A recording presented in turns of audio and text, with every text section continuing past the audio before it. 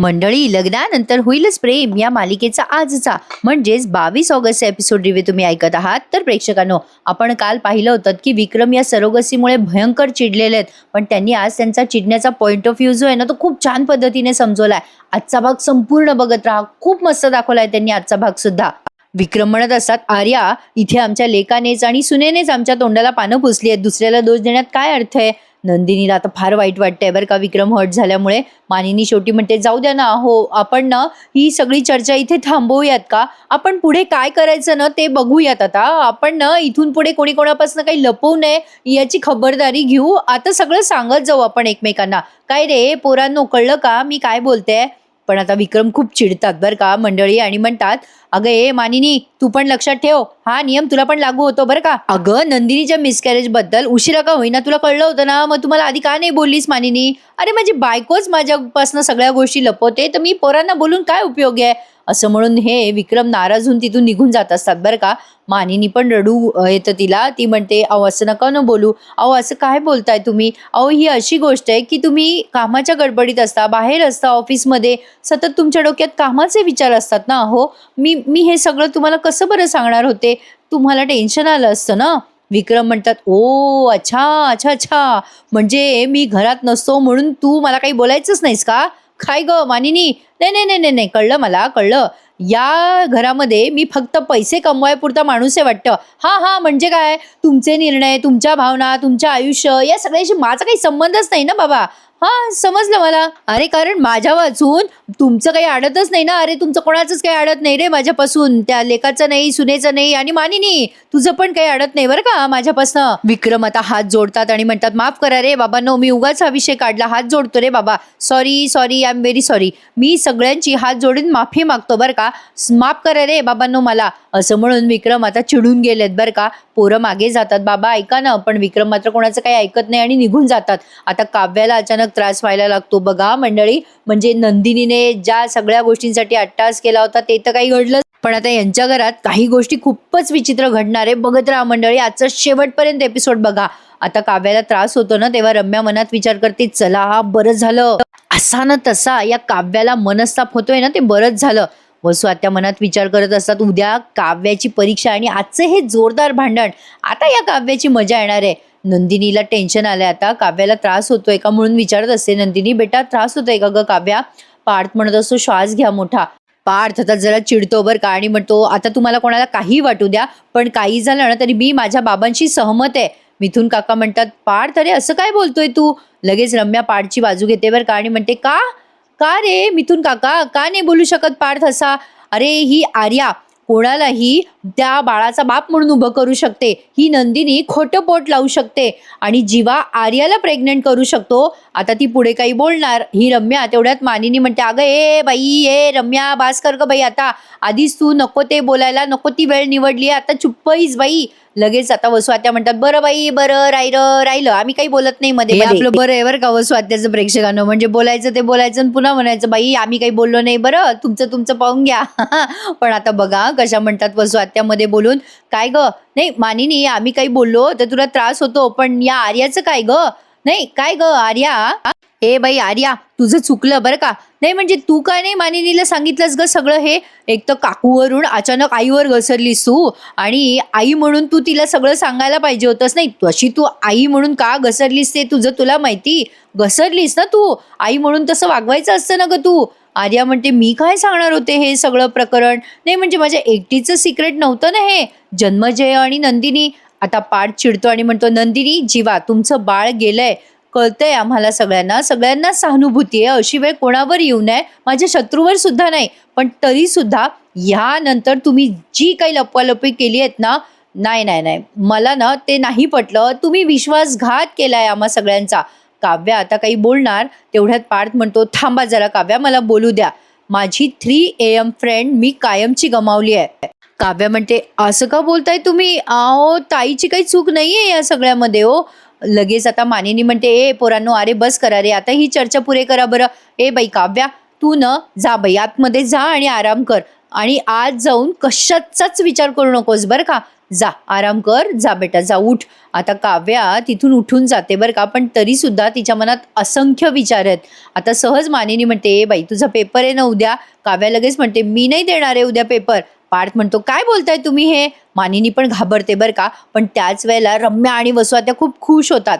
काव्या म्हणते, "नाही, नाही, मी नाही देणार हं पेपर. मला मला पेपर लिहिताच येणार नाहीये आता." म्हणजे यांचा जो हेतू होता तो सफल झालाय. बघितलं का प्रेक्षकांनो? म्हणजे मी मगाशी म्हटलं ना तुम्हाला, जे काही बिचाऱ्या या नंदिनीने अट्टहास केला तो कशासाठी केला, आणि काव्या आता हे सगळं इतकं म्हणजे बरोबर केलं बिचाऱ्या नंदिनीने. आतापर्यंत काही सांगितलं नाही ते. असो, नंदिनी आता खूप टेन्शनमध्ये आली आहे. काव्या मात्र तिच्या खोलीत जाताना बडबडत असते, "हे जे काही झालं ना ते नीट नाही झालंय." मानिनी म्हणत असते, "पार्थ तिला घेऊन जाय बरं, आणि काव्या सगळं नीट होणार आहे. जा तू आराम कर बरं. पार्थ बाबा तिच्याकडे लक्ष दे रे." पार्थ आता काव्याला तिच्या खोलीत घेऊन जातो, म्हणजे त्यांच्या खोलीत घेऊन जातो. नंदिनी लागते रडायला. मानिनी आता तिच्या जवळ जाते आणि म्हणते, "ए बाई नंदिनी, आता तू नको रडूस बेटा." आणि काव्याने ना आता आराम करायला हवा. तिच्या मनात जरा टेन्शन आहे, उगाच ताण घेते ग ती. पण आता तू तिथे जाऊ नकोस बाई. काव्याकडे तू गेलीस ना बोलायला, तर चर्चा होतच राहील या विषयावर. नंदिनी, तू आता टेन्शन नको घेऊस हं. नंदिनी आता मानिनीला मिठी मारते बरं का. आणि प्रेक्षकांनो, आजचा भाग त्यांनी खूप मोठा दाखवलाय आणि अप्रतिम दाखवलाय खरंच. मानिनी आता नंदिनीला समजवते, "हे बघ बेटा, आपण काव्याला वेळ देऊयात, समजून घ्यायला, समजवायला, एकूणच या घरालाही वेळ देऊयात आपण. हां, तुम्ही दोघेही जा. जीवा, नंदिनी आराम करा." जीवा म्हणतो, "आई, मी आर्याला सोडून येतो."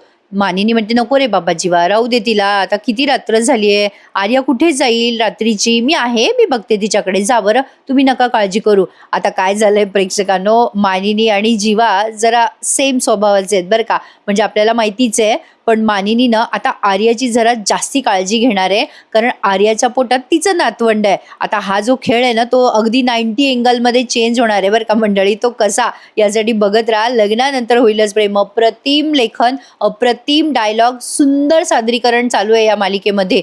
अप्रतिम हं, खरंच. आता सगळेजण आपापल्या रूममध्ये निघून जातात. तिथे फक्त मिथुन काका, वसु आत्या आणि रम्या आहेत आणि शारदाताई. आता या मानिनी वसु आत्याकडे जातात आणि ओरडतात त्यांच्यावर, "काय हो वसुताई, आता काय बघत बसलाय? झालंय ना तुमचं समाधान? जे काही तुम्हाला करायचं होतं ते केलं ना तुम्ही? संपवा आता आजची रात्र, प्लीज निघा आता." शेवटी वसु आत्या म्हणतात, "जाऊ दे ग रम्या, चल जाऊयात आता." लगेच वसु आत्या आणि रम्या निघून जातात. मिथुन काका म्हणतात, "वहिनी, मी जरा दादांजवळ जाऊन येतो." मिथुन काकाही निघून जातात. आता मानिनी शारदाताईंजवळ येते. शारदाताई म्हणतात, "मानिनी ताई, मी निघते बरं आता. तात्पुरतं शमलंय बरं का घरातलं वातावरण, आणि आपण दोघी बोलूयात शांतपणे. मला पण तुमच्याशी खूप काही बोलायचंय, पण आता योग्य वेळ ही नाहीये. मी निघते हं आता." शारदाताई निघाल्या त्यांच्या घरी जायला, पण आर्या काही घरी जात नाही. आर्या आता यांच्या घरीच मुक्कामी राहणार आहे. मानिनी आर्याला म्हणते, "ये बाई आर्या, ये." आणि आता आर्याला एका रूममध्ये त्या आराम करायला सांगतात. पण इकडे काव्या मात्र प्रचंड डिस्टर्ब झाली आहे. थोडक्यात वसु आत्याने ज्या गोष्टीसाठी अट्टहास केला होता ना या तमाशाचा, ती गोष्ट त्यांची सफल झाली आहे बरं का प्रेक्षकांनो. काही अंशी का होईना, पण जमलंय त्यांना हे सगळं क्रिएट करायला. काव्या सतत विचार करत असते त्या गोष्टीचा, ज्या दिवशी नंदिनीने तिच्या हातातला धागा तिला बांधला. ते सेम सेम ड्रेस घातलेले असतात ना दोघींनी, तर ते सगळं तिला आठवून आणखीन त्रास होत असतो. पार्थ येतो चेंज करून आणि म्हणतो, "काव्या, तुम्ही खूप विचार करताय. चला बरं, झोपा बरं, थोडा आराम करा." काव्या तिच्या हातातला धागा काढत असते, तेव्हा पार्थ म्हणतो, "हे काय करताय तुम्ही काव्या? अहो, तो हातातला धागा का काढताय तुम्ही? आणि तुम्ही रडू नका बरं." आता ही काव्या चिडते आणि म्हणते, "पार्थ, तुम्ही असं का बोललात? बाहेर ताईशी, जीवाशी असं का बोललात पार्थ तुम्ही?" पार्थ म्हणतो, "मी बोललेलो तुम्हाला दिसलं हं काव्या? त्या दोघांनी जी लपवाछपी केली त्याचं काय? तुम्हाला माहिती आहे काव्या, मला लपवाछपी केलेली आवडत नाही. हे बघा, मी जे बोलतोय ते आधी ऐकून घ्या काव्या. सरोगसी ही काही इझी गोष्ट नाहीये काव्या. उद्या जर का काही कॉम्प्लिकेशन्स झाले तर?" "अरे, तुम्हाला कळतंय का काव्या, मी कशासाठी बोललो? सरोगसी ही गंभीर गोष्ट आहे आणि खूप कॉम्प्लिकेटेड आहे हे सगळं." काव्या म्हणते, "मान्य आहे मला, मान्य आहे मला, सरोगसी ही गंभीर गोष्ट आहे, पण ती दोघं या टोकाला गेली आहे म्हणजे काहीतरी गंभीर आहे ना." "अहो पार्थ, नकळत मी जबाबदार आहे या गोष्टीला. तुम्हाला कळत नाहीये का? आपल्यासाठी, बेबोसाठी, आपल्या दोघांसाठी नंदिनी ताईने मिसकॅरेज लपवलंय. आपल्या दोघांसाठी केलंय तिने.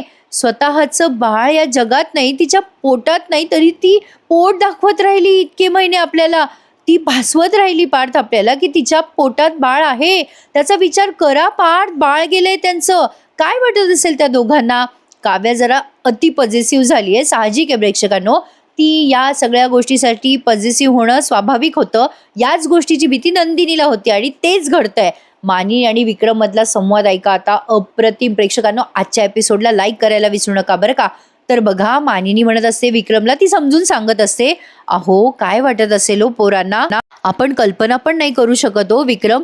विक्रम म्हणतात, का नाही इमॅजिन करू शकत, का नाही कल्पना करू शकत मानिनी? आपण आपण दोघंच आहोत ना, आपण दोघंच कल्पना करू शकतो, मायबाप आहोत आपण त्यांचे.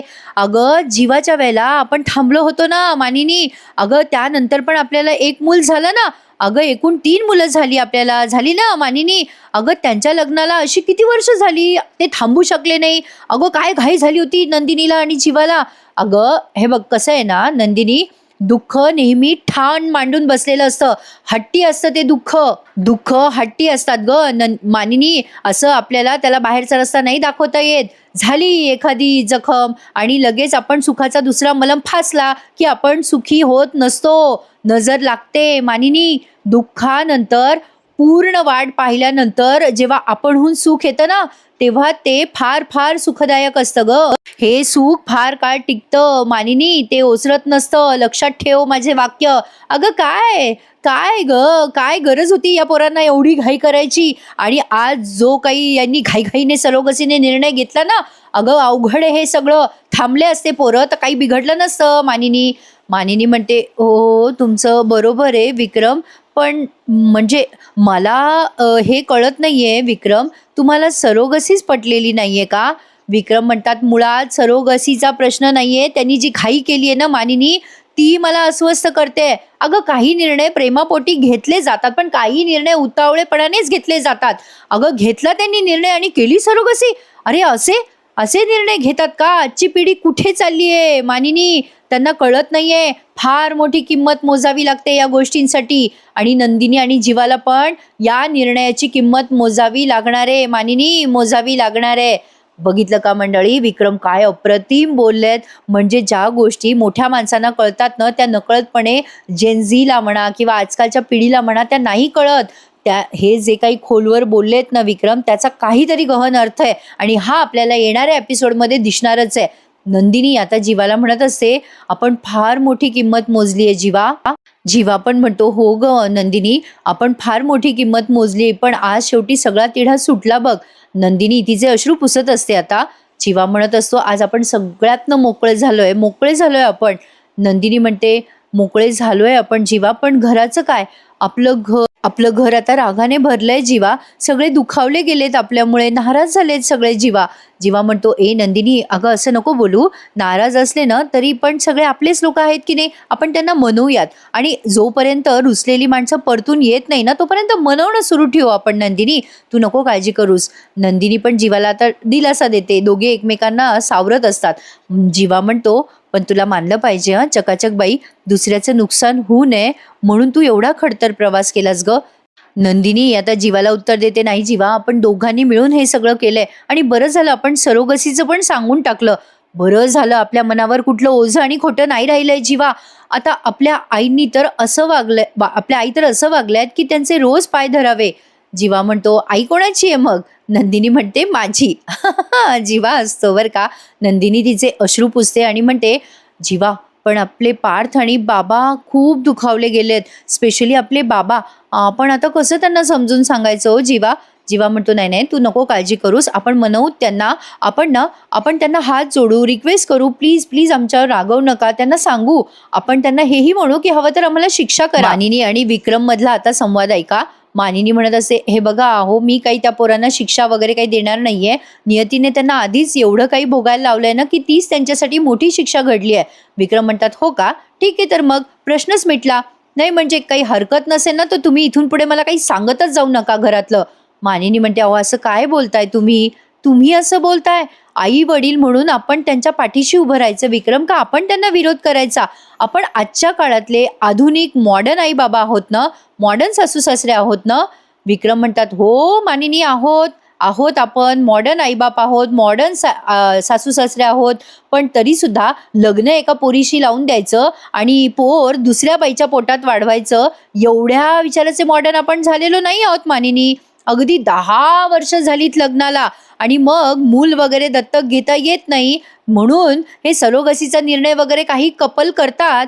अरे आई वडील आपले आहेत ना सोबत, भाऊ आहे घरामध्ये, भाऊजाई आहे, अरे एवढी मोठी जॉईंट फॅमिली आहे आपली मानिनी.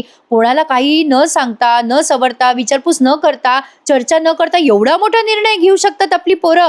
मानिनी म्हणते, असं काय करताय विक्रम, मोठी आहेत आपली पोरं, त्यांनी पण काहीतरी विचार केला असेल, त्यांच्या आयुष्याचा निर्णय घ्यायचा त्यांनाही हक्क आहे ना. विक्रम म्हणतात, मानिनी अगं आपल्यासारख्या घरामध्ये साध्या साध्या गोष्टींची चर्चा करतो आपण. साधा टीव्ही घ्यायचा म्हटलं तरी हा घ्यायचा का तो घ्यायचा, सध्या गरज आहे का, अगं कुठे ठेवायचा टीव्ही इथपर्यंत चर्चा करतो ना आपण. अगं हे तर हाडामासाचं बाळ आहे ग मानिनी, बोलायला नको पोरांनी. मानिनी आता पुढे काही बोलणार तेवढ्यात विक्रम म्हणतात, हे बघ बस कर मानिनी, आपलं या विषयावर काही एकमत होणार नाहीये. माझा विश्वास गमावलाय पोरांनी, मुलाने पण आणि त्या सुनेने पण.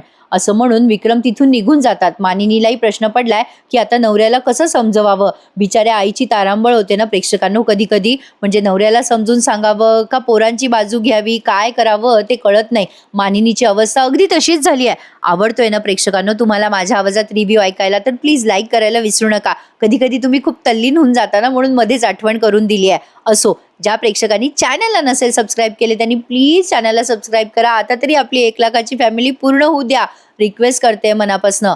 तर आता जीवा नंदिनीचं सीन तुम्ही बघताय. जीवा म्हणत असतो नंदिनीला, समजावून सांगत असतो, तू काळजी करू नकोस, हळूहळू गोष्टी सगळ्या सुरळीत होतील. पण खरं सांगू तुला नंदिनी, मोकळं वाटतंय ग. आता आपल्याला काही लपवावं लागणार नाही, कोणाला खोटं बोलावं लागणार नाही, सगळं ओके होणार आहे बघ. आणि हे बघ नंदिनी, तू ही एक गोष्ट लक्षात ठेव, बाळ पोटात नसलं ना तरी आपल्याजवळ येणार आहे ना बाळ. सुखी होण्यासाठी हा ताण पुरेसा आहे आपल्याला, तुला आणि मला सुद्धा. पण नंदिनी आता छान होणार आहे बरं का, सगळं अगदी छान होणार आहे. पण नंदिनी म्हणते, नाही जीवा, मला असं वाटतंय की आपली लढाई अजून संपलेली नाहीये. जीवा म्हणतो, म्हणजे? नंदिनी म्हणते, बघा ना काव्याची अवस्था कशी झाली आहे, आपलं खोटं विचित्र पद्धतीने सगळ्यांसमोर आलंय, त्यामुळे तिची अवस्था नाजूक झाली आहे. जीवा म्हणतो, हो ना नंदिनी, अगं सरोगसी नीट पार पडू दे म्हणजे झालं.